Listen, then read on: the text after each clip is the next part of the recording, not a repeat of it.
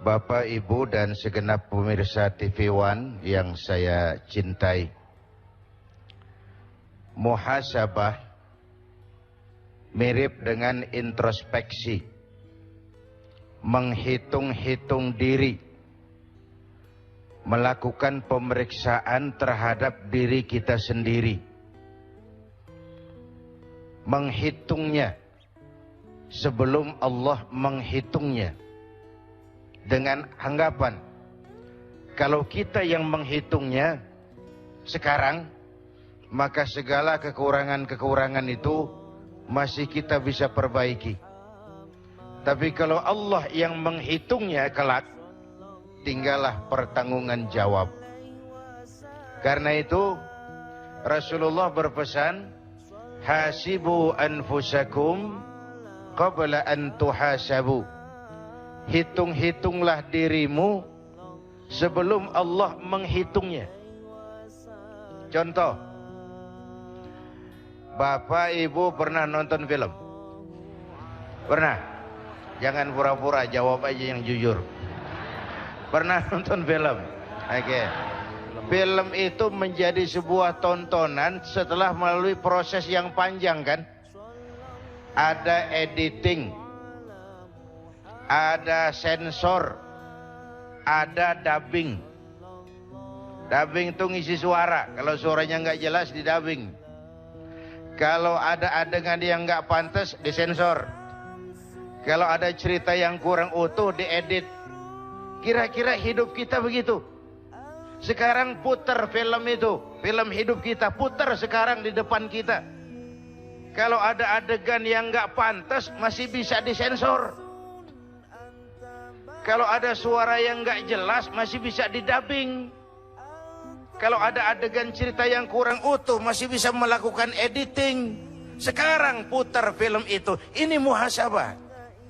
Menonton film kehidupan, ini dari akil balik sampai sekarang, apa sih film saya ini? Kita putar waktu malam tuh, kita bayangkan kembali masa-masa lalu, muhasabah. Oh, pernah nempeleng orang, sensor. Oh, pernah korupsi, sensor.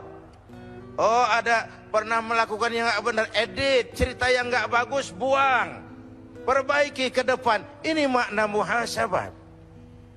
Kan orang sering terjebak, hidup cuma sekali dan pendek. Habisin aja, ngapain baik-baik nanti. Nggak bisa menikmati hidup, kayak kata orang Tanah Abang. Kelapa muda kupas-kupasin, kelapa tua tinggal batoknya. Waktu muda puas-puasin, udah tua tinggal bongkoknya. Enak, enjoy aja. Nikmati apa yang bisa dinikmati, nggak perlulah muhasabah itu. Padahal hidup bukan sekali, hidup ini panjang, Pak, panjang. Dan terjebak pada kenikmatan kulit, rugi. Terjebak pada kenikmatan kulit, rugi. Emas pasti kuning, benar itu? Apa semua yang kuning pasti emas? Jangan terjebak di permukaan. Jangan terjebak pada kesenangan yang kulit. Yang kita cari kesenangan yang batiniah. Itu sebabnya Rasulullah mengajarkan orang bahagia itu cirinya 4. 4 tanda orang bahagia. Berapa, Bu? 4. 4 apa? 4 ciri. Ciri apa? Ciri 4. Apa itu? Akan kita lihat setelah yang berikut ini.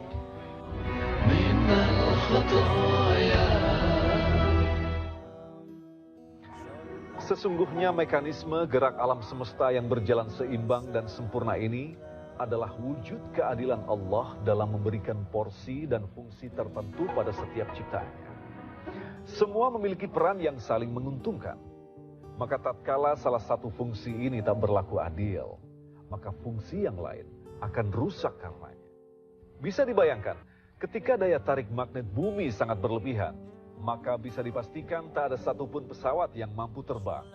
Semua berjalan dalam porsi yang seimbang, sesuai dengan fungsinya. Begitulah keadilan. Adil tak berarti sama rata. Adil berarti meletakkan sesuatu pada tempatnya. Adil berarti berjalan sesuai dengan kadar-kadarnya. Tetaplah bersama kami.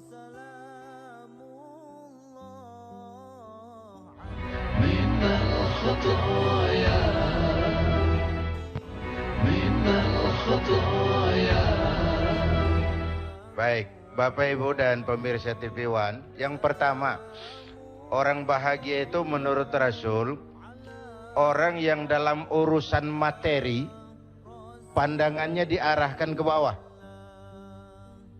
Sehingga timbul syukurnya, luas hatinya.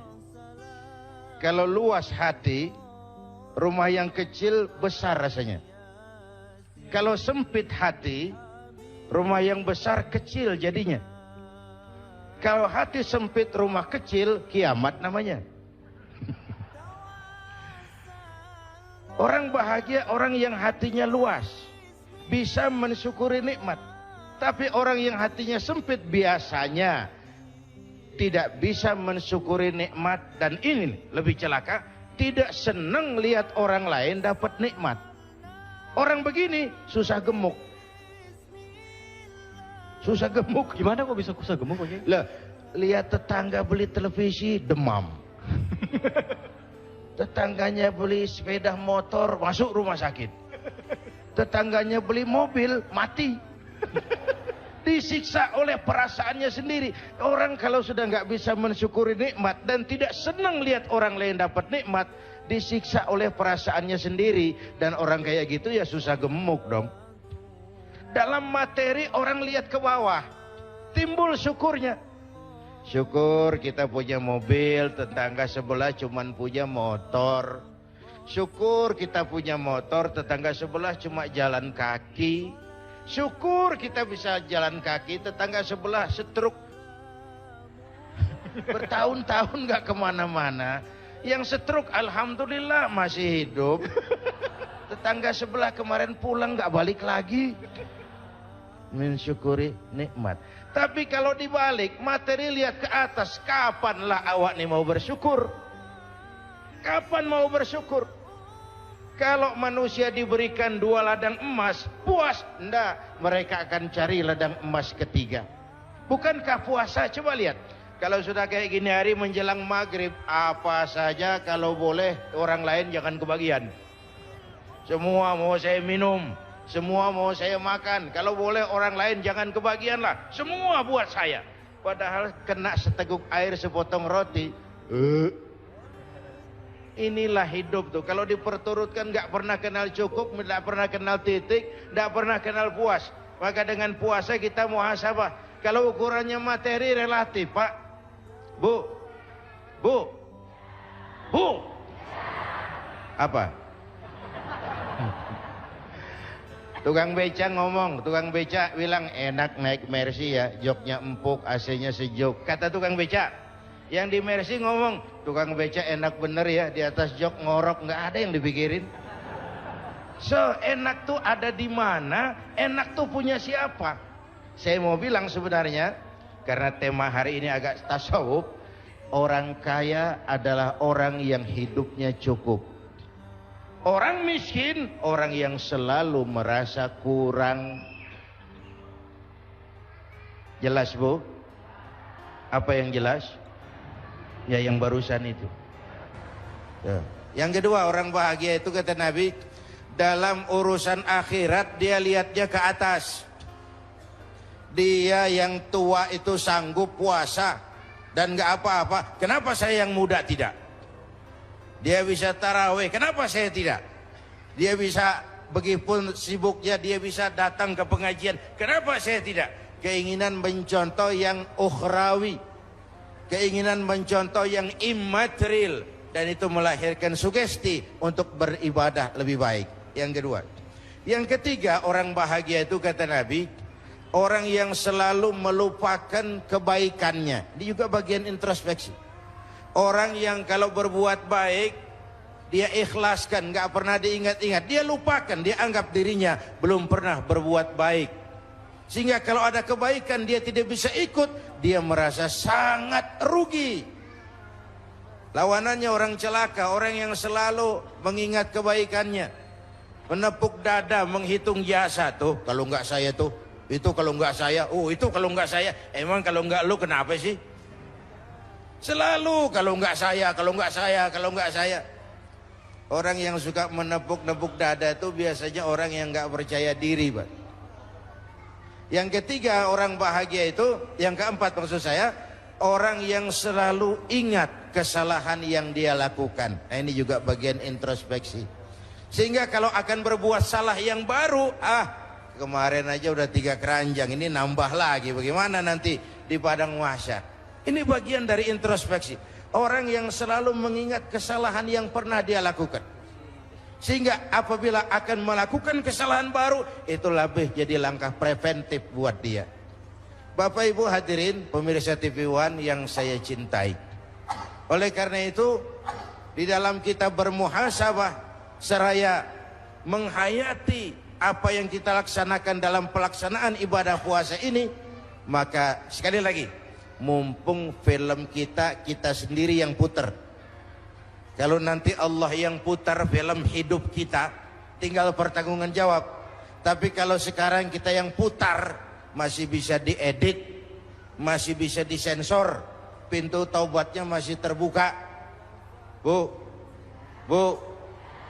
putar film ibu, putar film kita, Pak.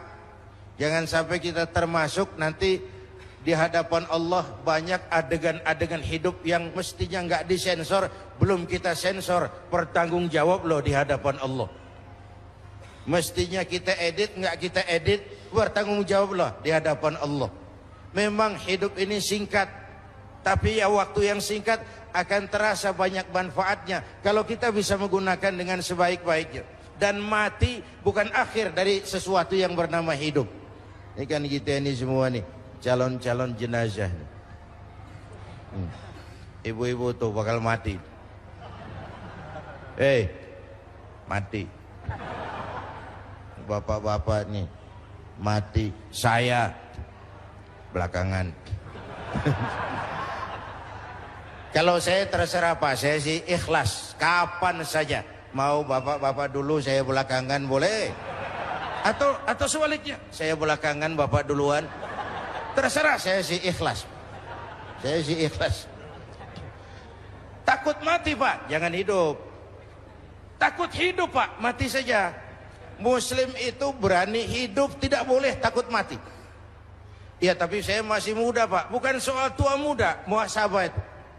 Soal jatah, maut itu aneh. Kadang-kadang kakeknya seger buger, cucunya mati. Ada yang model begitu? Banyak. Jangan bilang saya masih muda. Muda, cantik, terkenal, mati. Ya kalau Mbak Surip, nah, mantep toh. Ya udah 60-an, Mas Rendra 71, tapi orang kayak Taufik Sapalas, Nike Ardila, muda, cantik, terkenal, mati. Alda, suara emas, muda, terkenal, mati. Nggak bisa kalau mau muhasabah, nggak bisa dikubur Munkar Nakir. Tanya Alda, man rabbuka? Lalu dia jawab, aku tak biasa. Ya nggak bisa dong, babnya lain. Ini muhasabah. Wajahmu lihat di sana, apa rahasia yang tersirat, tapi zahir yang dapat kulihat, mesra wajahmu dengan senyuman.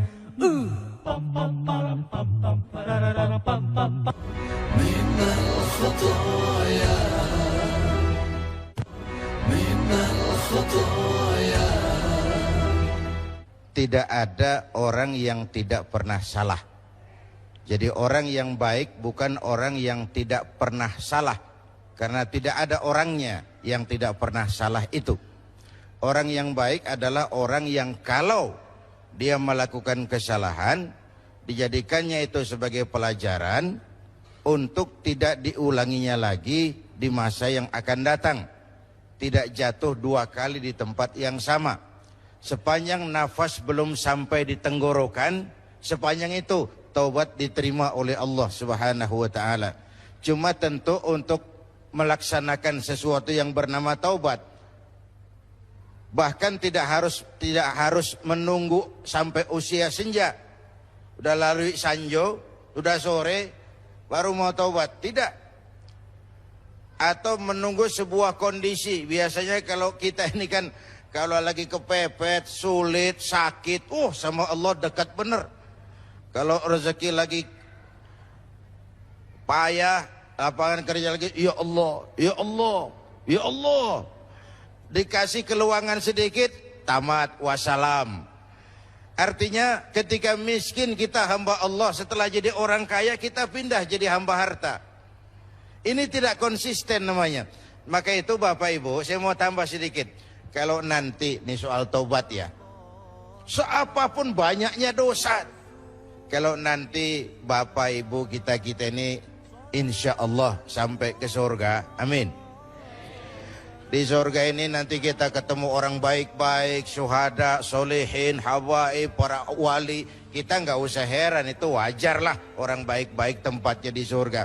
Bapak itu nanti terkejut kalau masuk surga ketemu pelacur. Pelacur masuk surga. Loh, kok sampean ada di sini Bayu? Ini Allah apa nggak salah wesel tuh ini? Dia bilang, Mas, saya ini ada di sini, di surga sini. Padahal waktu di dunia ini sayanya siapa, Mas tahu kan? Mas juga kan langganan waktu itu kan. Cuma Mas saya ini sejak kecil sudah yatim piatu. Hidup miskin, nggak ada yang nolong. Adalah tetangga saya muslim sedikit kaya, pelitnya 17 setan. Perut nggak bisa ditunda Mas, terpaksa demi sesuap nasi saya merantau ke Jakarta. Ada yang nolong, katanya kerjanya ringan, uangnya besar.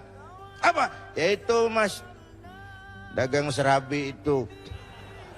Demi sesuap nasi saya lakoni. Satu sore saya lagi mau berangkat dagang, lewat masjid, katanya ada tabligh akbar TV One tuh. Saya dengar dari jauh ustadznya pidato, katanya Nabi bersabda, "Lau amiltumul khataya hatta mala'atis sama, thumma nadimtum fataballahu alaikum." Kalaupun kamu berbuat dosa, penuh langit dengan dosamu, kemudian kau menyesal dan bertobat, Allah pasti akan menerima taubatmu. Aduh, mendengar itu hadis Mas, kata pelacur tadi, berdiri bulu kuduk saya, berlinang air mata saya. Terbayang dosa-dosa yang pernah saya lakukan. Terbayang orang-orang yang pernah menanamkan modal asing. Dikala itu hidayah datang, saya tobat sebenar-benarnya. Saya bungkus pakaian pulang mudik. Lagi bungkus pakaian, nasabah datang, saya bilang mulai hari ini gue berhenti dagang. Tobat saya rupanya diterima Allah Mas, walaupun mampir dulu ke tempat lain, akhirnya saya bisa sampai juga ke surga. Ini sebuah pertanda, Allah Tuhan kita bukan Tuhan yang pendendam. Allah Tuhan kita Tuhan yang ramah, yang siang malam mengangkat tangan menerima taubat hamba-hambanya. Kau jalan menujuku, aku lari menyambutmu.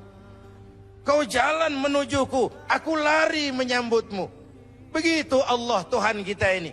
Ini nuansa Ramadan, peluang untuk melakukan muhasabah atas film-film gelap yang pernah kita lakukan dari sisi kehidupan kita. Atas adegan-adegan yang tidak senonoh yang kita lakukan dalam perjalanan hidup kita. Ayo kita lakukan sensor. Ayo kita lakukan editing, ayo kita lakukan dubbing, supaya film ini nanti di padang mahsyar bisa kita pertanggungjawabkan. Itu. Assalamualaikum warahmatullahi wabarakatuh Pak Ustadz. Salah satu sifat manusia adalah pelupa. Bagaimana kita mengenal kembali bahwa kita telah melakukan salah satu dari kesalahan 4 ciri di atas untuk melakukan muhasabah ini. Sekian, terima kasih. Assalamualaikum warahmatullahi wabarakatuh. Yang dimaksud mengingat kembali adalah meyakini bahwa kita pernah melakukan itu. Nah, kalau sudah kita yakini itu, bagaimana menghapusnya? Rasulullah mengajarkan, ikuti perbuatan salahmu dengan kebaikan. Niscaya kebaikan itu menghapus kesalahan yang kamu lakukan. Wa atbi'is sayyi'atal hasanata tamhuha. Ikuti perbuatan salahmu dengan kebaikan. Niscaya kebaikan itu menghapus kesalahan lalumu. Jadi kalau pernah makan harta orang dengan cara yang zalim, perbanyak sedekah sekarang. Itu loh. Kalau dulu banyak meninggalkan sholat, perbanyak sholat-sholat sunnah sekarang. Ikuti perbuatan salah dengan kebaikan, niscaya kebaikan itu menghapus. Jadi bukan muhasabah sekedar, iya deh gue inget gue pernah bikin dosa dulu, tapi sekarang nggak bikin apa-apa. Nothing. Ikuti perbuatan salahmu dengan kebaikan hari ini.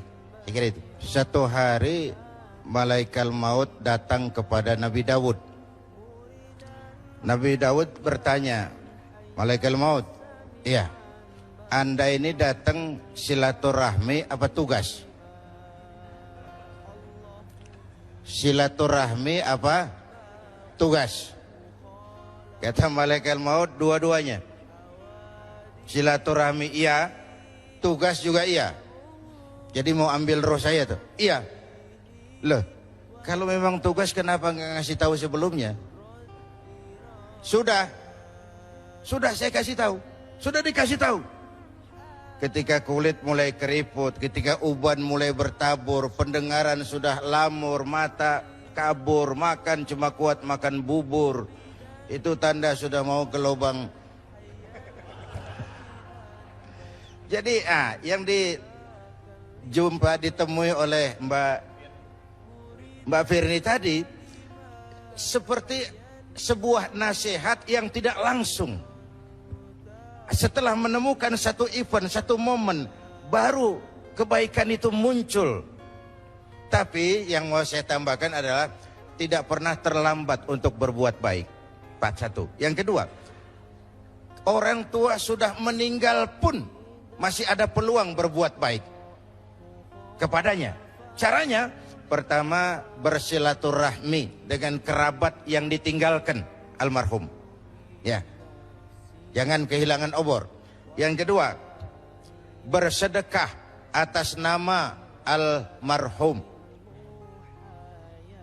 Apa pahalanya bisa sampai, Pak? Itu urusan Allah. Urusan Allah. Pak, orang meninggal dibacakan Fatihah, pahalanya sampai enggak? Urusan Allah. Coba kalau enggak percaya, coba aja mati dulu. Nanti saya bacain Fatihah, tungguin di sana.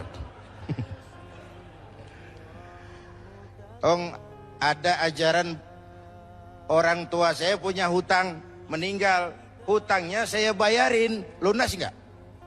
Lunas enggak? Lunas. Di akhirat ditagih enggak? Enggak, sudah lunas hutangnya. Siapa yang bayar? Saya. Anaknya. Kalau hutangnya sampai, sedekahnya mestinya juga sampai. Ada masjid belum selesai, Pak, saya nyumbang 1 juta, saya niat pahalanya untuk almarhum orang tua saya.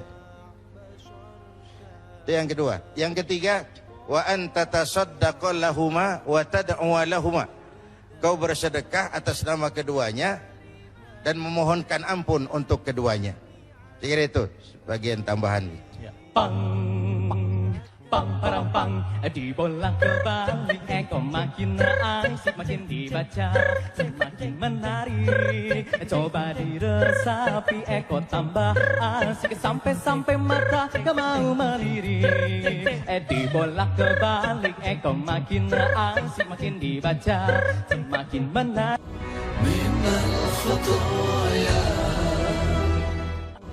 minal khutoya. Kan tadi misalnya akhirnya sekarang aku menyadari gitu, aku tidak mau melewati waktu sampai ngangkat telepon atau apapun di pokoknya prioritas. Tapi sekeliling misalnya ada kru, misalnya 40 orang, 40 di rumahnya ada anak istrinya nunggu gitu.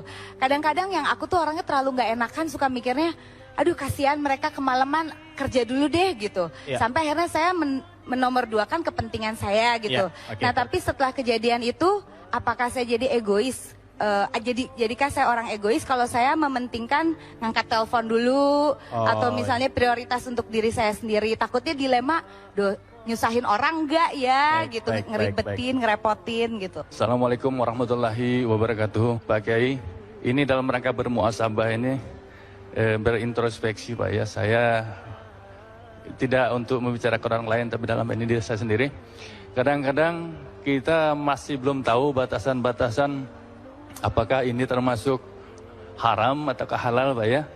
Begini, dalam kita mempunyai satu jabatan, kadang-kadang kita memperoleh sesuatu dari rekanan ya atau teman-teman kita. Nah, kadang-kadang saya sering tanya, ini ikhlas tidak? Tetapi kadang-kadang kalau saya pikir juga, ini orang ngasih karena jabatan saya atau karena memang dia ikhlas. Nah, itu kadang-kadang saya masih bingung, kira-kira itu termasuk halal ataukah haram gitu, Pak? Iya, hadirin, kita lanjutkan pertanyaannya Mbak Firly tadi. Ada hal yang kita harus mendahulukan orang lain, ada hal yang harus kita mendahulukan diri sendiri. Tidak semua itu. Dalam usul fikih diajarkan al-itharu fil ibadati mamnu'un. Mendahulukan orang lain dalam urusan ibadah dilarang. Tapi mendahulukan orang lain dalam urusan sosial diminta. Jadi kalau ada soft kosong di depan, jangan dorong orang, kita sendiri yang maju ke depan. Mendahulukan diri sendiri wajib dalam urusan ibadah. Mendahulukan orang lain diminta dalam masalah sosial kemasyarakatan. Jadi kalau merasa bahwa berbakti kepada ibu bapak bagian dari ibadah, tidak salah Mbak Firly mendahulukan ibu bapak ketimbang tugas. Ya.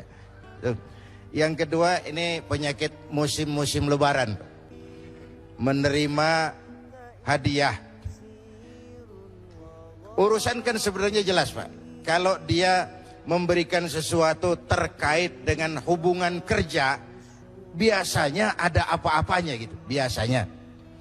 Tapi kalau tidak, dia ada hubungan kerja dan dia ikhlas, itu halal saja. Halal saja. Cuma kalau ragu-ragu, tinggalkan. Kalau ragu-ragu, jangan. Kata Nabi, yang halal jelas, yang haram jelas, yang antara halal haram itu namanya syubuhat. Barang remeng-remeng. Mau dibilang haram, enggak jelas. Mau dibilang halal juga enggak. Yang syubuhat lebih baik ditinggalkan. Yang meragukan, saya kira itu. Bapak Ibu mungkin ingat episode tentang Sa'labah bin Hatib Al-Ansari. Ini sahabat yang miskin, tapi kemiskinannya tidak menghalangi ibadahnya. Di mana ada Rasul sholat, di situ Sa'labah ikut. Cuma Sa'labah ini tiap selesai sholat langsung pulang. Tidak wirid, tidak zikir, tidak doa. Jadi kalau sahabat yang lain selesai sholat, Allahumma antas salam. Sa'labah ini selesai sholat, Allahumma lantas jalan. Lalu ditanya oleh Rasul satu hari, Sa'labah, ya Rasul, kau ini macam orang munafik, tidak betah di masjid. Bukan ya Rasul, tidak penting wirid dan zikir. Penting ya Rasul. Kenapa kamu selesai sholat terus pulang? Saya orang miskin ya Rasul. Sarung satu berdua sama istri saya. Jadi waktu saya sholat, istri saya di rumah nunggu giliran sarung. Kalau saya wirid, kebablasan istri saya itu. Jadi beginilah, sudah kadang ditanya, doakan saya jadi orang kaya ya Rasul. Kalau saya kaya kan enak, ibadahnya tenang, sarung punya masing-masing. Sa'labah? Iya. Kau orang Islam toh? Iya.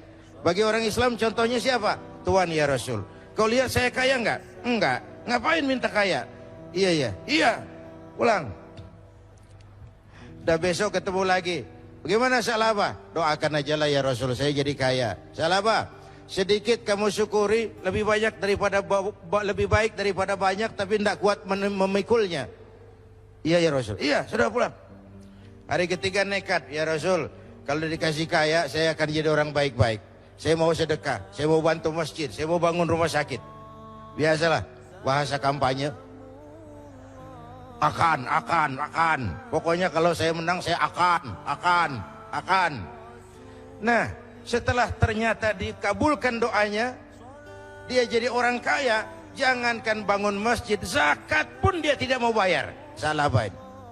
Nah, saya mau bilang dengan riwayat ini, banyak orang lulus ketika diuji dengan kemiskinan, tapi gagal setelah diuji dengan kekayaan. Ini memerlukan stabilitas temperatur batin.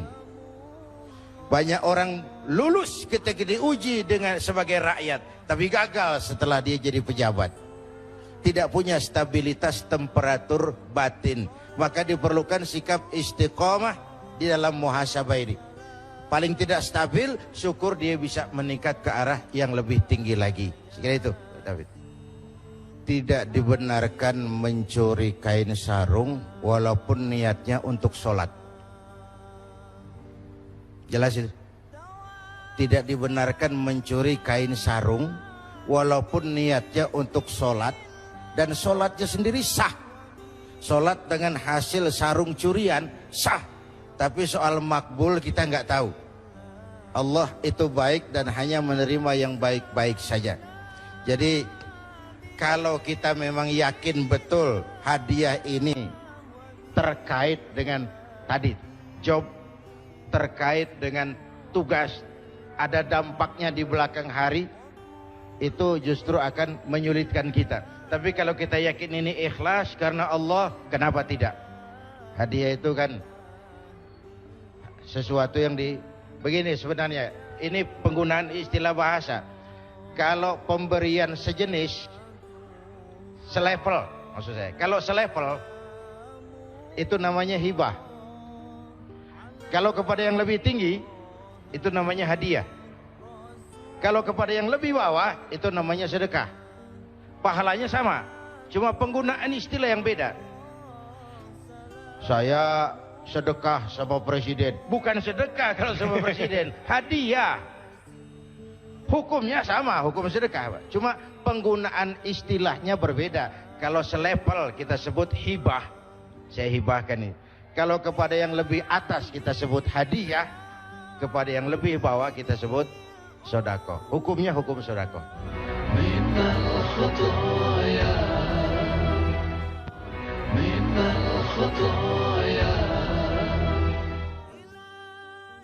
Kata adil dalam berbagai bentuknya terulang sebanyak 28 kali di dalam Al-Quran. Sementara kata adil sendiri disebutkan sebanyak 13 kali. Artinya Al-Quran sangat memberikan perhatian khusus pada aspek keadilan. Dan para ulama memaknai kata adil yang berarti seimbang, sama, tak berpihak, berada di pertengahan. Yang pada intinya, manusia dituntut untuk selalu berhati-hati menetapkan konteks keadilan. Sebagai contoh, kasus hukum di negeri ini bagi kita yang telah memahami makna keadilan dalam ajaran Islam adalah tatkala kita mampu memberikan keputusan hukum kepada siapapun yang bersalah dengan memberikan hukuman seadil-adilnya, bukan hukuman seberat-beratnya. Assalamualaikum warahmatullahi wabarakatuh.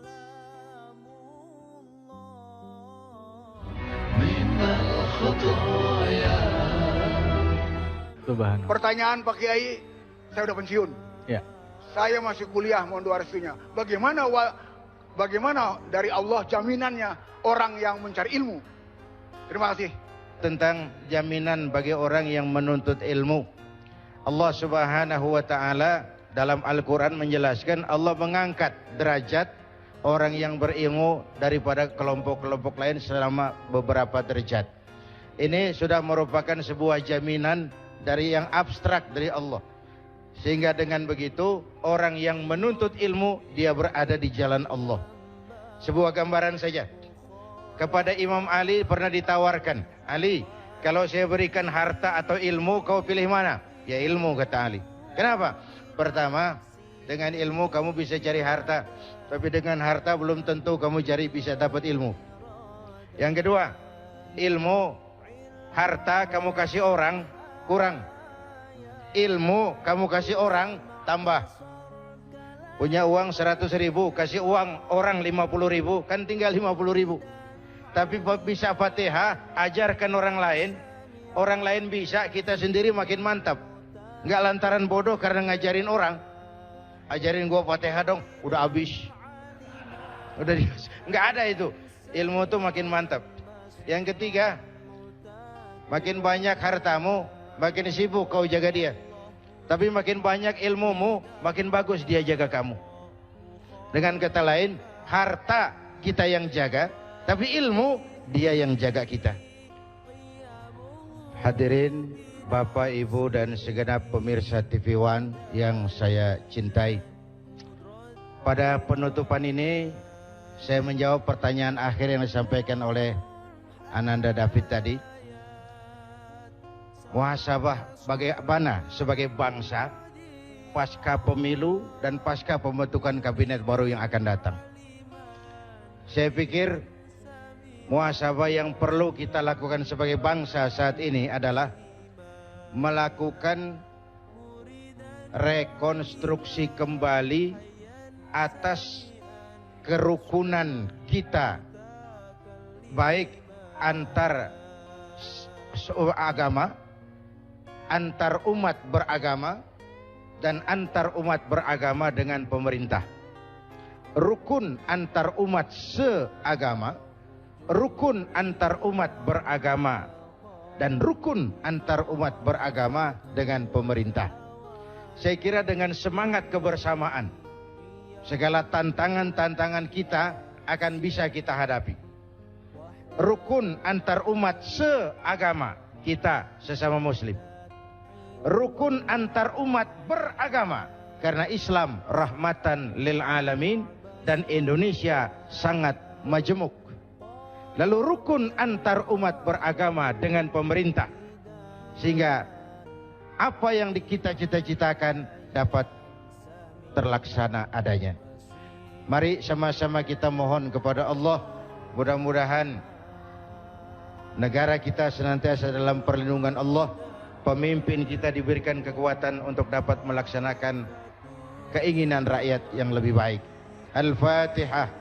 Bismillahirrahmanirrahim. Alhamdulillah Rabbil Alamin. Salli ala Sayyidina Muhammad wa ala alihi wa sahbihi ajma'in.